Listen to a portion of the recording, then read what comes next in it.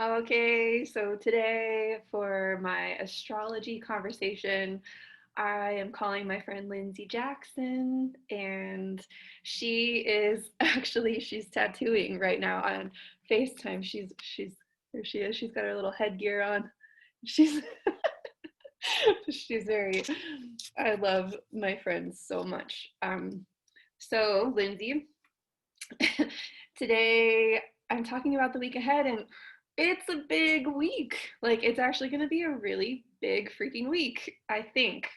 I had mentioned last week that we were going to have an opportunity to face parts of ourselves, and we were going to have this insight into this new standard that we were holding for our lives. Like, we were going to have this like I am showing up this way for my life now. This is how I am. I have greater discernment now for the things that I want to experience in the future. I know we actually talked about this. You showed up at my house this week, and we actually talked a little bit about this. I didn't even talk about astrology with you, but yeah, this is exactly what's going on. You're so like perfectly aligned.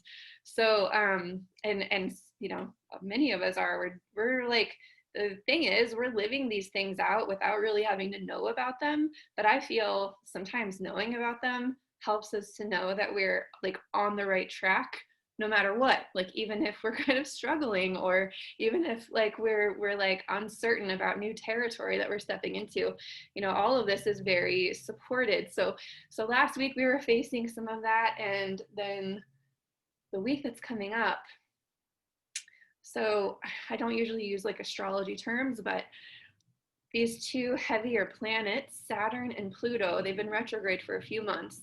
And we've been feeling like, oh, like I know I'm making these changes and the movement is so slow going and the lessons are so like, when am I going to get this stuff, right?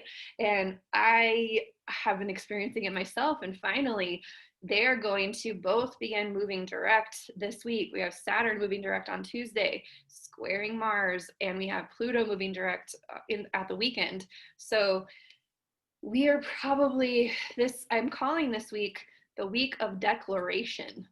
And it's like we have a like really beautiful full moon on Thursday too. And what I feel is going to happen is we are going to I don't know about you, but I like kind of struggled emotionally this week. I had some stuff like that came up on Saturday, and it was intense. And like I came to these conclusions of like, I am claiming more for myself. I'm claiming, like, I'm declaring for myself that I'm actually going to heal this thing. And it goes all the way back into childhood. And I had a beautiful childhood, but I created some patterns like all of us do when we're little for, you know, if, yeah, I don't know if other people experience things the way I did, but yes, you're shaking your head. Yes. Thank you. So basically, this week is the declaration of like, I am going to heal this thing. I'm going to live this life. From this point forward, this pattern is going to get better because I want this for my life. And Tuesday, there's going to be like some big, like maybe behavioral action. There's going to be some big, like feeling that it'll just be like, I'm putting a stamp in the freaking book, like on Tuesday. And then on Thursday, there will be like some sort of, well, I personally have like a little ritual planned for the full moon, but there will be some sort of like ceremonial declaration. Even if you just don't do it formally, there may be one just emotionally or intellectually or energetically that we are all called to make. And so that's happening on Thursday with the full moon. I would suggest that Friday we're going to be like, okay, so this is the way it is now. And we're going to move into October sort of in this idea that we're going to be walking on new territory, or we're going to be we could even experience patterns that we experienced, like that seem like they're old patterns, but we're going to have totally different eyes. We're going to be like, wow, I'm not even triggered by this. Or like, wow, like a process that I used to have when this would happen, it's not even happening right now. Like, I'm totally okay. Like, I totally have my own back. I totally know what to do. Like, yeah, you're giving me a thumbs up. Thanks for all the nonverbal cues. Yeah, so like, I expect that it's not like we're going to be like out of the woods of not, we're not going to experience like challenges, but I think that the amount of love that we have for ourselves, we've like forged a deeper relationship with ourselves in the last, well, this entire year. And so we're going to be starting to test that out, not even test it out. We're just going to be responding to things totally differently. Like, it just won't make us question like deep subconscious parts of ourselves anymore. We're just going to be like, wow, I'm actually handling this. I'm actually feeling secure in myself around this. And so that's what I anticipate is going to happen this week. And I also like strongly believe that the stories we're telling ourselves about what's going on are actually the stories that are tangibly manifesting. So this is the story that I'm telling myself around all of the astrology right now. I'm sharing my story around how I perceive different types of challenges in my life. And I'm sharing my projection of how my relationship with myself is going to, you know, interact or respond to the things that are happening.